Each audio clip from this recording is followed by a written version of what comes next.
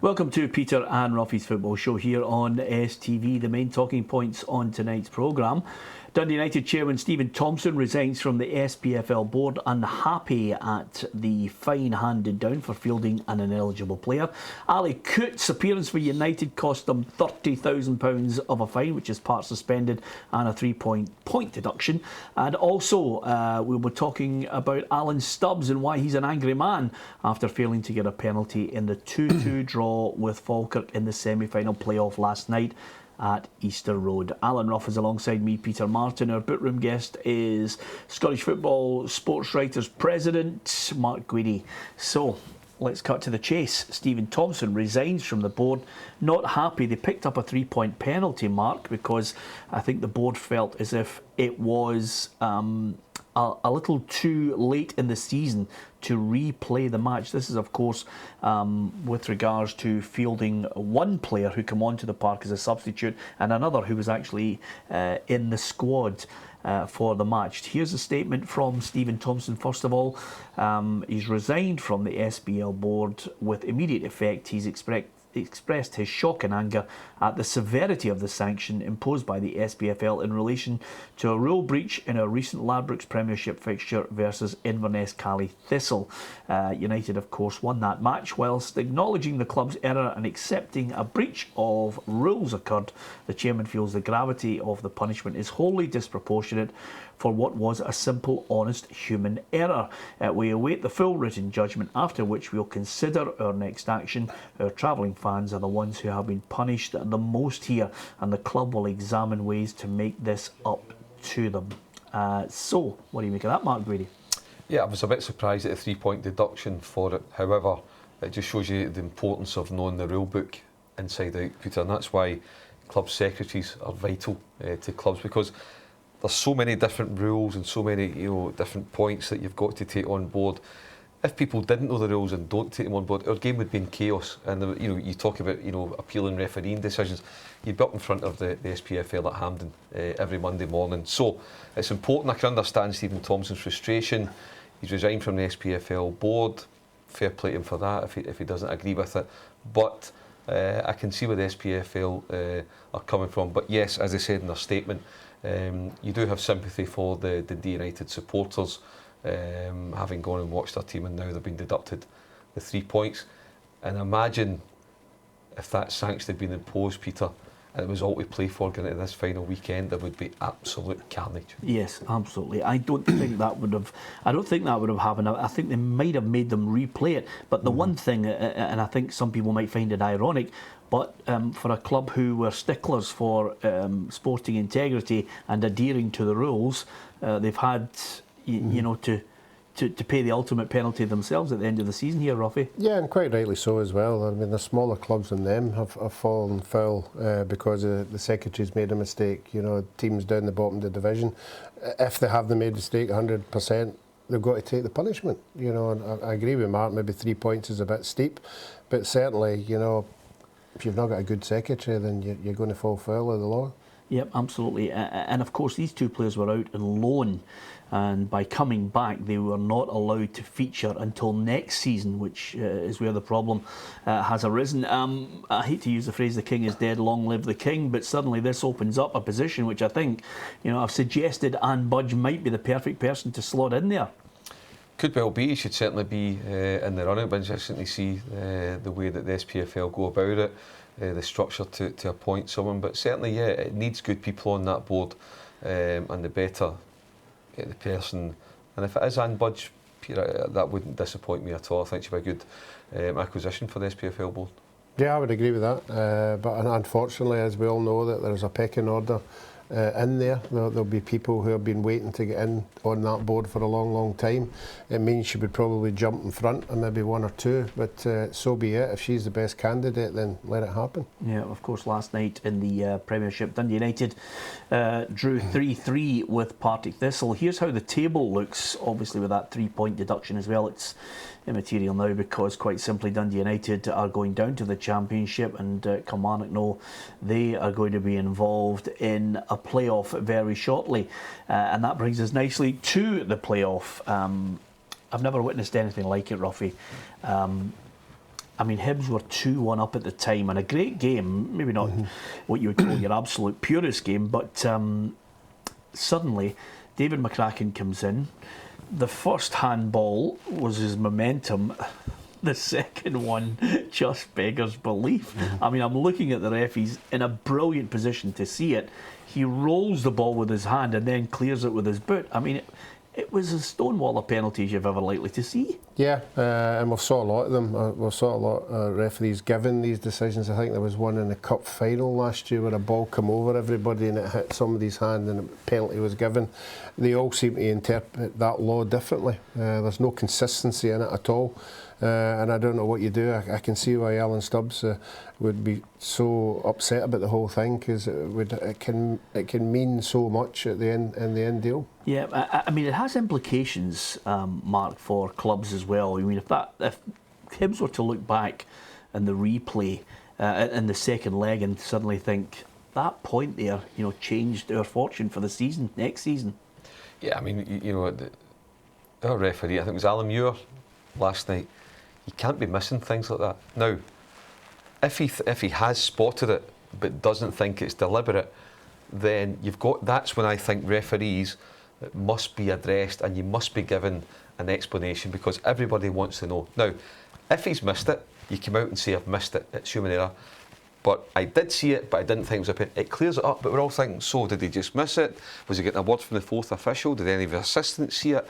That's when I think, I agree we shouldn't have our referees put up on a Saturday at 5 o'clock to explain everything, but when it's a decision like this in such an important game, as you say, the implications could be massive for Hibs and for Falkirk if that happens to get them through. I think everybody in football, from management to supporters to media, deserve an explanation, and it only takes a minute to sort it out. Yeah, here's the Hibs manager, Alan Stubbs' take on it. Well, if you've seen it, then I think everybody in the stadium knew it was a penalty. It's one of them decisions that's why I think the referee should explain it.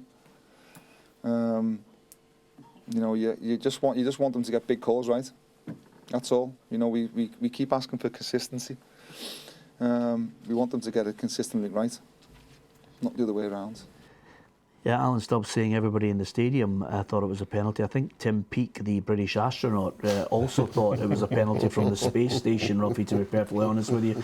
I have sympathy with him because of the implication of it. Of course, David McCracken, who was the culprit here in this one, explained away why he thought maybe the ref got it right.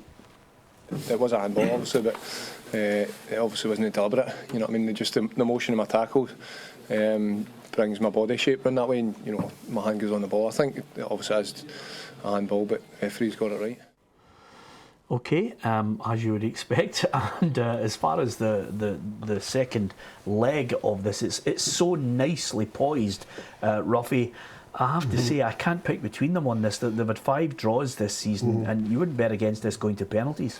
No, you're right. Hibs will go there, obviously disappointed that they're not taking a lead, but they'll go there knowing that they've got a reasonable record there. They play particularly well on that surface, so I don't think that'll be a complaint.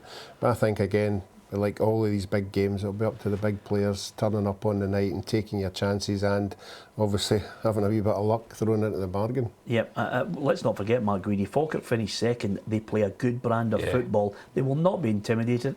Do you think it's advantage, to Falkirk on the artificial surface at home? Absolutely do, Peter. Yeah, I think Falkirk are now the favourites to go through. They've shown their battling qualities over the past few weeks, the past few months. Hardly lost a game this season. Peter Houston knows his stuff. They'll have a good crowd there. I think it'll be one of the best games of the season. I think it'll be really open. I wouldn't be surprised if it's a 2-2 or a 3-3. You're right, with the stats, suggest another draw. But if you're asking me to pick a winner just now, I think Falkirk's got the edge. Yeah, here's what Falkirk boss Peter Houston has to make of this one. It could go to extra time and penalty kicks quite simply, quite easy. It could take a mistake from one of the players on either side. It could take a wonder goal for one of the players on the other side. That's how keenly fought the games have been this season, and that's how it could end up on Friday night. So, as I say, we don't need to go into a mindset where I have to chase a football match on Friday. If we'd been 2-1 down, sometimes in players' minds that they feel that they have to chase it early doors and get the goal back because they're panic stations. I'm delighted, as I say, that we go in with a clean slate, and it's winner takes all.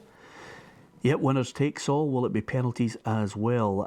Join us after the break. We're having a competition to see which person was wearing a duffel coat in the sun today and which person wasn't wearing a T-shirt. That's coming up next. Welcome back to Peter and Ruffy's football show, and I have to say I'm delighted that our bookroom guest is Mark Guidi. There's a great classic Glasgow phrase which I think sums up Mark today, looking very peely-wally next to Ruffy. All I can say is you've been some day and Mark's been working hard. Yeah, I was playing golf at Royal Musselburgh, which I am a patron of the Blind Society. So you enjoy it? It was a great day. A lot of ex-Hearts players there, John Cahoon, Henry Smith, So I think I was just a token Hibs player, to make sure the day would go smoothly. Nice to you to spend time with them and not get their numbers for guests. Let's crack on. We are going to talk about obviously the games that are on tonight, but one of the things that I think has been ongoing, and I think we'll be talking about it, until eventually the Celtic board decide who the next manager is. Interesting that the interview today in the newspaper with Peter Lawwell, talking, of course, about the unrest among some supporters, about his leadership, talking about the criticism of Scott Brown. He was defending not only Scott Brown, but, of course, the Green Brigade, who I think are very divisive among some Celtic supporters who don't like what they're doing. But, on a number of points, I don't think, the way he was talking, that he's leaving anytime soon. Well, I think Peter Lawwell will be there.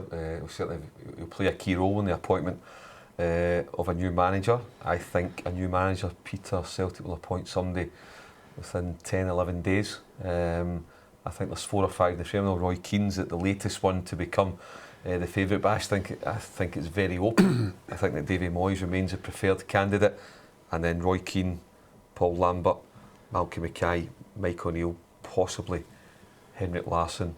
The next, but I don't think Brendan Rodgers is a serious contender. But I think all those candidates are very good, and Celtic will do well to attract any of them. Yeah, well, I think the Chief Executive mentioned that all the usual suspects are in there. And of course the usual suspects are helping the bookies because they're suspending betting on quite a few of them day in, day out. The only 2 that haven't been suspended in betting is me and Ruffy in the running for this Celtic job. But one man who plays for Celtic, Craig Gordon, has been well accustomed to Roy Keane as a manager, of course, at Sunderland. This is what he had to say on the potential for the Irishman getting the job. I don't want to single anybody out and talk about any one candidate. I think that's for once the games are finished with. But certainly I've had him before. I know how he liked things to run at Sunderland, and if he was appointed, then I'm sure he would do well and he'd be successful. Here's a question for you: who's the best man for the job? I would go, as Mark said there, for Davy Moyes. I think Davy Moyes ticks more boxes than the others, and obviously we keep reverting back to the interview we had with him. I was very impressed with everything he said that day, and I think if the Celtic supporters took everything on board that he said, that would be the kind of person that they want. I think if you look at his CV's outstanding. You think you're potentially get a guy who should still be the manager of Manchester United because he wasn't given a fair crack at the whip at Old Trafford for different circumstances. So I think that Davy Moyes' previous 12 years should override 10 months at Old Trafford. An outstanding manager, but if it's not to be him, because he's in demand all over the place, top drawer, then I think that the other 4 or 5 that I mentioned in that bracket have all got great qualities and would do a good job for Celtic. If you were forced to pick one though, who would you choose? Who do I think's going to get it, or who will I choose? No, who would you choose if it wasn't going to be David Moyes? If it wasn't going to be David Moyes, who's the next choice? I'd edge towards Michael O'Neill. Yeah, for footballing reasons? Because this decision has got to be about bums and seats as well. Well, listen, if you're going to go down that road, then, you know, Roy Keane, you know, I think's one that would put bums on seats. You look at his managerial CV, a lot of good things at Sunderland, but a couple of negatives at Ipswich. But he's doing a great job beside Martin O'Neill at Republic Island, so maybe he's maturing and he's learning. But he would certainly put bums on seats. But however it's going to be, Peter, it's going to be a fascinating race. Immediately to get 15 million quid season ticket sales, and then 15 million quid for the Champions League, and then it begins for the race against Rangers Hearts Aberdeen for the title. Ruffy, do you, I mean, I'm going to let you hear Peter Pollitt here first of all, because Peter Pollitt obviously feels as if Aberdeen were close, but they can get even closer next season. I know Celtic have done they've been there and done that before. It's that mental challenge, obviously, maybe that they've got that extra bit on us, but I think we've been up there now for the last couple of seasons, and we're starting to get closer and closer to them, and obviously the confidence is building around the club and the players are starting to believe more. So I think that obviously we realised this season was a missed opportunity for us. The confidence is still there to go on and maintain in the future, yeah. So he thinks they can make a challenge. Hearts will feel they're going to strengthen in the summer as well. The big question, of course, that everybody wants to see is how much of a kitty Mark Warburton will have to really put it together as a challenge as well. As Mark says, it does make it a really exciting prospect next season. Yeah, I think we all are anxiously waiting to see what these clubs are doing, because let's not make any mistake, the Celtic supporters will want a vast improvement in the quality of the players that are coming into Parkhead. It just remains to be seen how many the Celtic players can be squeezed out the door, because obviously there's lots of money in the budget and everything's got to be taken into consideration. But I would think Aberdeen would have to sign 2 or 3 players of a better quality that they've had this season as well. Yeah, I mean, we would be in a great position if you had 4 teams all battling it out, possibly 5. But I look at the supporting cast that are going to be playing football tonight, Mark. Dundee against Kilmarnock, Hamilton Inverness, Ross County Motherwell, and obviously St Johnstone take on Celtic. I mean, these guys will all have to, most of these teams will all have to live within their means, and again probably look at, trying to get into the top 6, never mind doing anything else. Yeah, for a number of those clubs you mentioned, Peter, it is an achievement, first of all, just to stay up in the case of a Hamilton Accies, then push for a top 6 in the case of a Dundee, Inverness, but it'll make for a fascinating battle. And I know I've said it in this programme before, but I think we do need to hammer home the message. I think we have some fantastic managers and coaches in this country. You look through our top flight at the level, from the experience of Mark McGee and Tommy Wright, to the younger ones, Jim McIntyre, Paul Hartley, Martin Canning, Alan Archibald. We've got a lot of really good gaffers, and that's what makes our league so good. Robbie Nielsen as well. Yeah, I would agree with that. I think the managers who have had to deal with the smaller budget have handled themselves impeccably, and then you look at Ross County, how things have changed for them, and I think teams like Partick Thistle, who are in touch and distance of that top 6, will something to go for next year. Yep, okay. Just going back before we obviously finish, Mark, to the playoffs. Suddenly we've got a great game in prospect on the Friday at the Falkirk Stadium. And then it's Kilmarnock on the horizon.